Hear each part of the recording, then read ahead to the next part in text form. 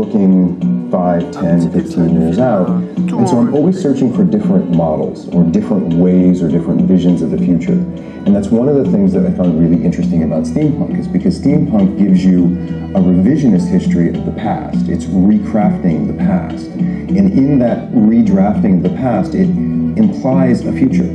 And that fascinated me. What this project allows me to do is actually think a little differently about the future. You've referred to me as an embedded cultural historian in this sense, and so in some senses I'm becoming a part of this culture increasingly. In other senses, I'm studying it. I have questions. I have questions I want answered. I am here so that I can build a better future, so that we can build better technologies for people. And I want to learn from these folks and from these experts, but ultimately we need to get to what is the future that we want? What is the thing that we want to build? And that's not easy. In the end, it isn't just about being fans of steampunk. It isn't just about thinking steampunk's cool. I think that we can really learn something important. And I think that tonight we could actually do something that's quite important, to think about what is the future that we want to live in. And it might take a little bit of digging, but I think we can get there. And so I want to thank you all before we start. Cheers. Thank you so much.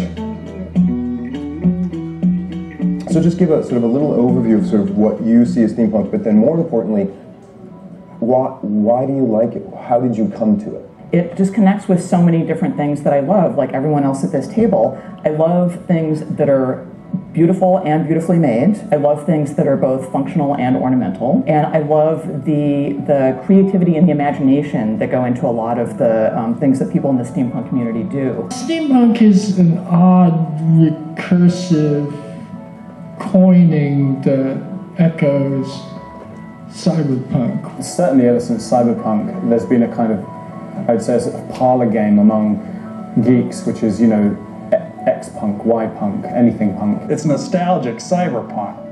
And that's like super interesting. It's science fiction unshackled from all that tedious reality stuff. A way of looking at aesthetics and social dynamics, gathering things from the past and possible futures. It is retrofuturism. It is the science fiction of a future that never happened. Imagine the Victorians flying to the moon in a hot air balloon. People want to get into things which have history, that have stories, that are unique and personal.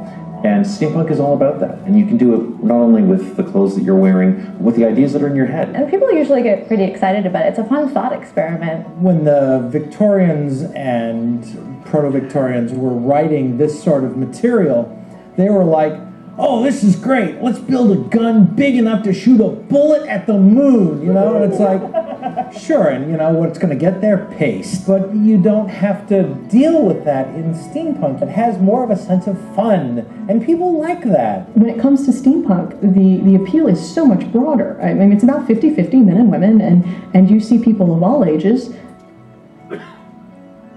I found science fiction very early on as a kid by watching television shows like Star Trek. The idea of combining science fiction with history, mashing up science fiction and robots with this Wild West aesthetic, just blew my mind.